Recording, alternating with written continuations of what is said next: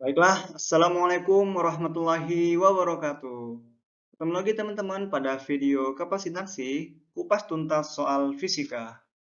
Nah, pada video kali ini saya, Kirana Dinata dari Pendidikan Fisika Angkatan 2021, kita akan bersama-sama berdiskusi serta membahas tentang salah satu topik yang sangat penting pada matematika terkhusus kalkulus, yaitu tentang teknik integrasi. Nah, jadi teknik integrasi itu sepintas adalah teknik atau cara untuk menentukan hasil integral dari bentuk-bentuk soal-soal yang sedikit rumit atau bahkan aneh. Jadi ketika teman-teman menemui soal yang bentuknya itu teman-teman nggak tahu hasil integralnya berapa atau bentuknya sedikit rumit, maka kita bisa gunain teknik integrasi. Nah, pada video kali ini kita akan membahas teknik tersebut. Oke, kita lanjut ke contoh ke slide selanjutnya. Nah, teknik integrasi yang akan kita bahas pada video kali ini yaitu ada dua. Yang pertama, integral substitusi. Yang kedua, integral parsial. Nah, kita akan membahas hanya dua teknik ini. Jadi sebenarnya ada beberapa teknik. Cuma secara umum atau secara banyak digunakan orang itu pasti hanya dua integral ini aja ya. Integral substitusi sama integral parsial. Nah, integral substitusi itu ketika teman-teman menemukan bentuk integral ya atau soal integral yang bentuknya itu tak diketahui atau bentuknya itu sedikit rumit atau bahkan rumit. Jadi, teman-teman bingung gitu loh menentukan hasil integralnya berapa.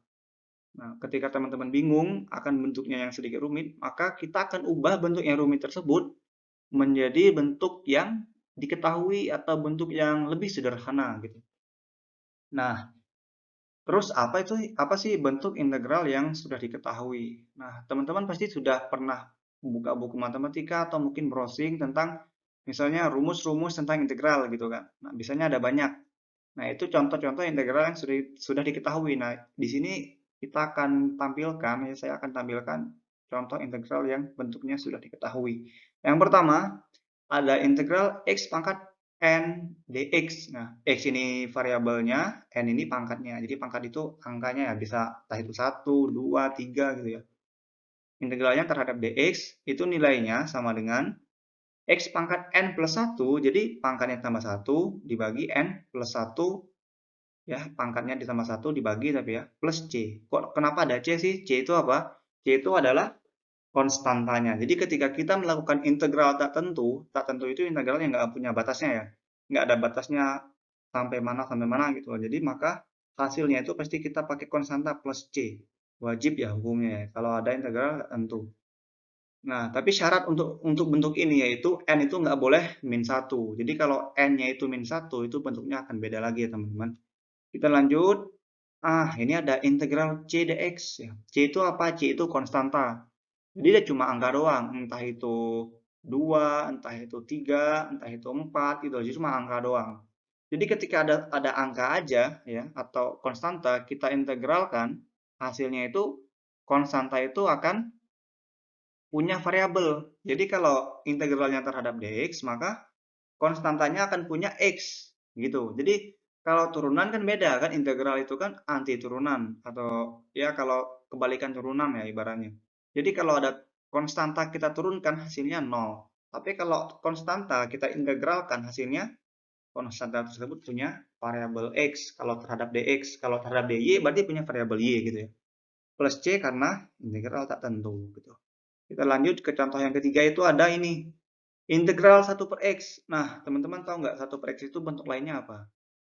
1/x itu berarti bentuk lainnya x pangkat min 1, ya kan? Nah, ini yang saya katakan tadi bahwa ketika n-nya itu pangkat min 1, ya, contoh yang pertama ini, n-nya pangkat min 1, maka integralnya bukan kayak gini, tapi kayak gini, ln. Jadi kalau 1/x atau x pangkat min 1 kita integralkan, itu hasilnya ln x. Ln itu apa sih? Ln itu adalah logaritma natural. Jadi kalau teman-teman udah belajar logaritma, pasti udah nggak asing lagi dengan ln itu ya, ln x. Di kalkulator biasanya ada ln x ya. Oke, kita lanjut. Ya, hapus dulu. Nah, kemudian bentuk yang keempat ini ada sin. Jadi trigonometri juga bisa kita integralkan, nggak hanya diturunkan, diintegralkan juga bisa. Jadi sin kalau kita integralkan terhadap dx hasilnya min cos e. Ya, ini kayak turunan cuma kebalikannya. Kalau turunan kan Turunan sin adalah cos. Turunan cos adalah min sin. Jadi kalau jadi integral sin berarti min cos. Jadi saling berkebalikan lah, saling anti turunan ya. Integral itu anti turunan. Nah, kemudian apa sih rumus integral substitusi? Nah, ini rumusnya, rumus umumnya. Jadi ketika ada integral f gx, jadi ada fungsi, ya, dalamnya itu fungsi f itu punya fungsi gx dalamnya. Kita kalikan dengan turunan gx-nya. Aksen itu artinya turunan pertama ya. Kalau aksen 1, koma atasnya itu 1 berarti turunan pertama. Kalau double aksen atau aksennya 2 berarti turunan kedua. Kalau ini berarti turunan pertama. Dx dx, maka bisa kita ubah bentuk ini menjadi fu du. Jadi gx-nya kita u jadi u, g aksen x atau turunan gx itu jadi du. Dx juga masuk ya, jadi dx ini masuk ke g aksen x, jadi du. Ini kita akan bahas juga ya, plus c ini konstanta karena integral tak tentu. Biar lebih paham nanti kita ada contoh soal ya di setelah ini. Oke, kita lanjut dulu ke integral parsial. Jadi integral substitusi konsepnya cuma segitu aja ya. Jadi kita harus memperbanyak contoh soal, memperbanyak latihan soal agar lebih paham. Karena kalau cuma konsep segini kadang kurang paham gitu kan. Oke, kita lanjut ke integral parsial. Nah, integral parsial ini, jika teman-teman menemukan soal yang tidak bisa dilakukan substitusi, jadi metode ini kita nggak bisa lakuin pada soal itu, maka kita gunain integral parsial. Ya, parsial ini pasti nggak asing ya. Kalau teman-teman udah belajar banyak tentang diferensial, berarti ada namanya diferensial parsial, ya, atau turunan parsial. Ini udah nggak asing lagi. Parsial itu kan artinya bagian, sebagian gitu kan. Nah, kita jika menemukan soal yang tidak bisa kita substitusi, maka akan kita pisah dan kita misalkan menjadi dua fungsi. Jadi ada integral, ya, ada soal integral, kita pisah integral itu soal itu jadi dua fungsi. Jadi kita misalkan, kalau tadi kan permisalannya cuma u. Jadi kalau ada dua fungsi, misalnya permisalannya jadi u dan v, biasanya ya u dan v, ya kan? Nah, rumusnya apa sih? Rumusnya atau bentuk umumnya dari integral parsial itu adalah ini. Integral fx gx, jadi ada dua fungsi dx ya, fx gx dx ya, integral fx gx terhadap dx. Maka bentuk ini kita ubah dulu jadi ini. Jadi salah satu fungsi di sini kita ubah jadi u, salah dua fungsi lainnya ya, atau fungsi lainnya itu kita ubah jadi dv. Jadi semisal di sini ada apa ini? Ada fx gx kita jadi u, kemudian dx kita jadi dv gitu ya, atau fx kita jadi u, gx dx kita jadi dv. Hasilnya itu akan U dikali V. Kita tadi misalnya apa? Misalnya U-nya Fx, kemudian V-nya Gx dx, maka U dikali V gitu kan. Dikurang integral V du. Nah, jadi tadi V yang mana, kemudian du yang mana. Jadi teman-teman tulis dulu nanti U-nya yang mana, V-nya yang mana, kemudian du-nya yang mana, dv-nya yang mana gitu kan. Oke, kita lanjut. Tapi ada salah satu kasus ya, ketika kita menemukan fungsi polinomial ya, fungsi polinomial pada fx-nya, ya pada salah satu fungsinya. Polinomial itu tahu nggak teman-teman? Jadi polinomial itu jika teman-teman sudah belajar pasti tahu ya, yaitu fungsi yang memiliki pangkat tertingginya lebih dari satu.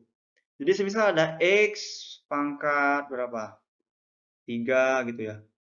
Nah, 3 atau 4 ya. Misalnya ada lanjutannya ya, ada plus berapa gitu ya. Ya, intinya pangkatnya itu lebih dari satu. Itu sudah disebut fungsi polinom, fungsi suku banyak artinya. Ya. Jadi kalau menemukan fungsi itu pada integralnya, maka kita punya penyelesaian yang agak berbeda, teman-teman. Tapi masih mudah lah, masih sederhana, nggak begitu rumit. Yaitu ini, kita bikin jadi tabel. Ya, ada tabel fx, ada tabel ge. Kemudian pada tabel ini kita turunkan fx-nya, kita turunkan. Ini ada f aksen, f double aksen, artinya turunan pertama, turunan kedua, sampai fungsi itu, fungsi polinomial itu jadi 0. Saya kasih contoh.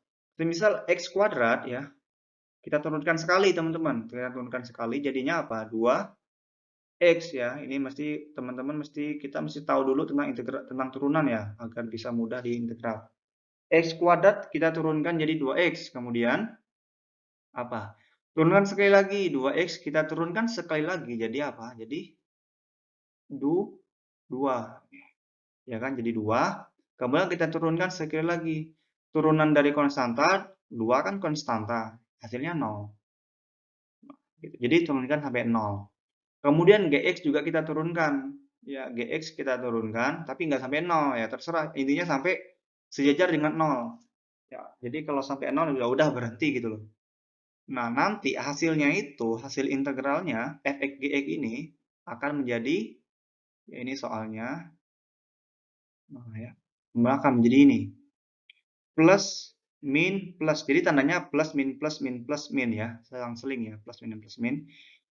Fx dikali G aksen X. Jadi Fx dikali G aksen X min F aksen X dikali G double aksen X plus F double aksen X dikali G N. Ya, ini Gn ini turunan ke berapa gitu ya. Ketiga berarti kalau di sini dari X. Nah, biar lebih mudah ini ada tanda panahnya ya. Nah, jadi kita kali Fx dikali itu G aksen X, kemudian yang itu dikali yang sampingnya, samping bawahnya, kemudian dikali dengan samping yang bawahnya sampai 0 ini. Kalau 0 kita kalikan dengan yang bawah sini kan hasilnya tetap 0 kan. Jadi ya kita batas sini aja gitu loh, nggak sampai bawah. Sampai atasnya 0 aja. Nah, jadi gitu ya teman-teman tentang integral parsial. Jadi kita langsung ke contoh soalnya. Oke, kita langsung ke contoh soalnya biar lebih paham. Nah, ini yang pertama, latihan soal integral substitusi. Ini ada contoh soal yang teman-teman mungkin nggak asing ya. E sin X per secant X. Ini kalau mau kita langsung integralkan, kira-kira bisa nggak teman-teman? Nggak bisa kan? Kalau E pangkat X integralnya apa? Pasti sudah pada tahu ya. E pangkat X, saya tulis dulu. E pangkat X integralnya itu apa? Ya E pangkat X, ya kan? Kalau E pangkat X integralnya E pangkat X. Ya, jadi kalau E pangkat X diturunkan juga E pangkat X. Jadi ya emang segitunya. Tapi ada fungsi lain. X-nya itu sin dan bawahnya itu ada sekam. Jadi agak membingungkan kan? Nah, maka dari itu kita gunain substitusi. Tapi pertama-tama bentuk ini kira-kira agak rumit nggak? Sekan kok ada sekan gitu kan? Sekan bisa diganti nggak jadi bentuk yang lain? Bisa, yaitu kita apain? Ya, kita sederhanakan dulu kan? Nah, sekan itu kan apa? Sekan itu kan 1 per cos. Jadi 1 per second sama dengan cos ya. Jadi 1 per second bisa kita ubah jadi cos. Jadi sekan 1 per second X jadi cos X. E sin X itu tetap ya. Kita integralkan terhadap dx. Kemudian setelah bentuknya kita sederhanakan, kita apakan lagi? Kita misalkan teman-teman. Jadi ada U permisalannya. U di sini kita mau misalkan apa? Teman-teman mungkin bingung menentuinnya. Kita mau misalkan cos X apa sin X atau E pangkat sin X. Kira-kira gitu kan. Nah, teman-teman gini aja biar lebih simpel. Syaratnya itu, U itu kalau kita turunkan harus mengandung salah satu suku atau salah satu fungsi di soalnya. Kalau sin X ya, kita turunkan kayak gini. Nah, du, dx, sin X kan diturunkan jadi cos X, ya kan? Nah, cos X kan ada pada soalnya, maka kita gunain sin X. Tapi kalau E pangkat sin X kita turunkan, ya berarti ada fungsi yang nggak kita substitusikan kan? Jadi kalau soal ini, yang paling tepat itu U itu jadi sin X. Kemudian kita turunkan sekali. Jadi du, U jadi du, kemudian X jadi dx, ya kan? Ini bentuk awalnya kayak gini teman-teman. Jadi U kita turunkan, berarti du, ya kan? Turunkan terhadap dx. Nah, du tadi kan sin U kan sin X, kita turunkan jadi cos X. Nah, dx-nya pindah ruas ke kanan, teman-teman. Jadi kayak gitu, coba simpel aja ya.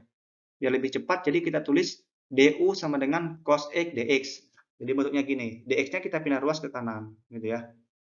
Nah, kemudian kita hapus dulu.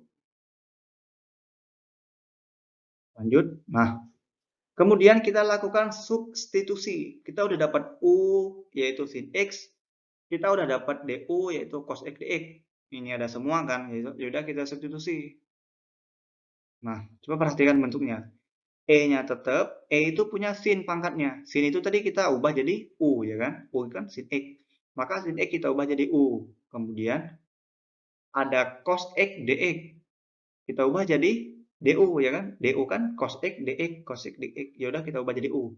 Jadi bentuk yang awal tadi jadi awalnya gini, kita ubah jadi bentuk E pangkat U dikali DU. Kalau bentuk ini kan udah sederhana kan? Teman-teman pasti udah bisa tebak nilainya berapa. Kalau ada E pangkat U kita integralkan ya, yaitu hasilnya ya tetap E pangkat U gitu kan, tapi ada plus C-nya karena integral tak tentu. Jadi kalau E pangkat U ini udah kita bisa integralkan. Ya berarti ya udah gitu, berarti udah final. Jadi E pangkat U kita integralkan terhadap DU, hasilnya E pangkat U, tetap E pangkat U. Kira-kira udah selesai belum? Belum, karena hasil kita masih dalam bentuk U. Sedangkan soalnya nggak ada U. Loh, kok gimana kan soalnya nggak ada U, kok kita ada U? Makanya kita kembalikan nilai U. Tadi U-nya apa? U-nya yaitu sin X. Jadi kalau U-nya sin X ya udah di akhirnya nanti E pangkat U kita ubah jadi E pangkat sin X plus C-nya jangan lupa. Ya. Jadi kurang lebih seperti itu soal untuk menyelesaikan soal integral dengan menggunakan metode atau teknik integral substitusi. Jadi sederhana ya teman-teman. Kita hanya punya tantangan di permisalannya aja. Kalau udah di permisalan, kita udah bisa langsung substitusi. Kemudian kita integralkan dan kembalikan nilai U-nya. Didapat nilainya hasilnya integral E pangkat sin X per secant X dx itu hasilnya E pangkat sin X plus Y. Gitu ya. Oke, kita lanjut ke latihan soal berikutnya, yaitu tentang, integral parsial. Ini ada contoh soalnya. Ini kelihatan sederhana ya. Integral ln dalam kurung AXB. AXB ini apa sih? A ini konstanta, X itu variabel, B itu konstanta juga. Jadi yang variabel cuma X doang. Jadi ln itu dalamnya punya fungsi. Fungsinya punya pangkat lagi ya kan. dx hasilnya berapa sih? Teman-teman kira-kira tahu nggak ln X kalau diintegralkan berapa? Kita nggak tahu kan dalamnya ada fungsi. Nah, kalau nggak tahu kita bisa gunanya integral parsial. Ya, caranya itu bagaimana? Yang pertama, rumus integral parsial. Kita harus tahu dulu, tulis dulu, yaitu ini fx, gx, dx kita ubah jadi bentuk kayak gini ya. UdV, UV dikurang integral VdU. Nah, langkah yang kedua kita lakukan permisalan, teman-teman. Jadi misalkan yang pertama, U-nya ln AXB. Kok U-nya semuanya kok ini kan fungsinya cuma satu. Ya, berarti kok bisa ketika syaratnya untuk integral parsial kan fungsinya harus dua. Kok kita fungsinya satu doang. Ini sebenarnya fungsinya bisa kita pisah, teman-teman. Jadi ln AXB itu satu fungsi lainnya itu dx ya.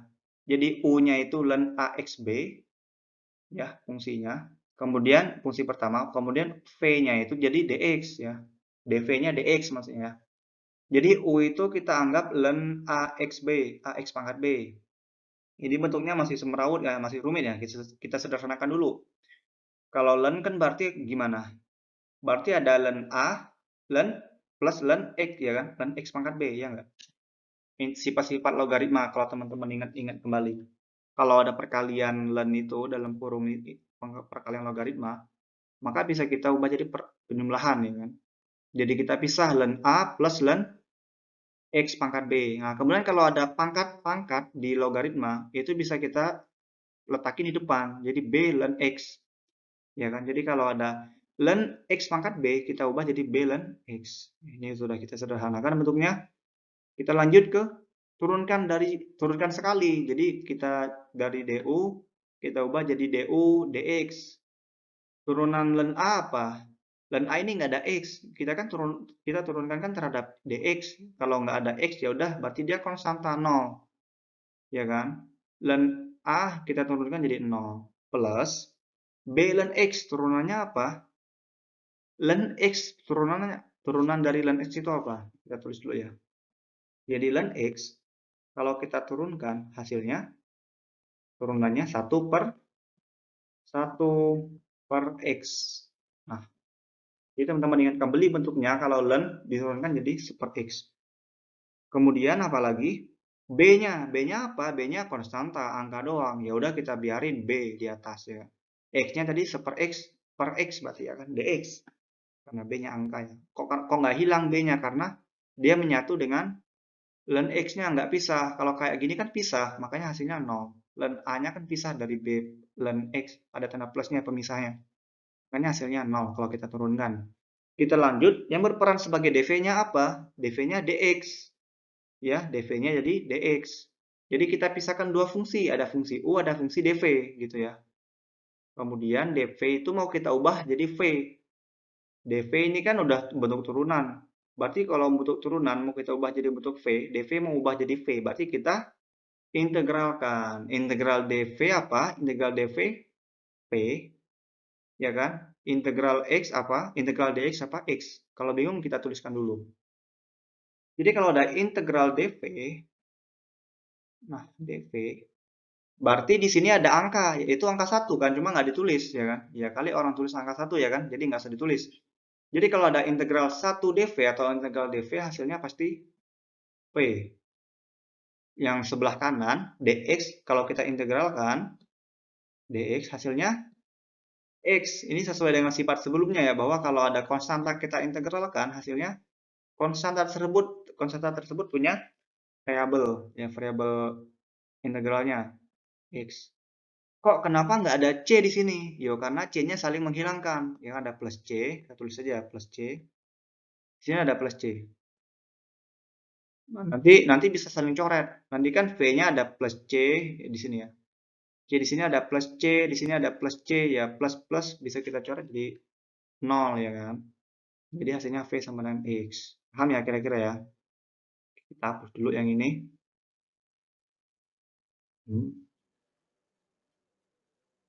Nah, kemudian kita lanjut teman-teman ke selanjutnya yaitu substitusi. Ya, ini langkahnya mirip kayak yang awal tadi ya.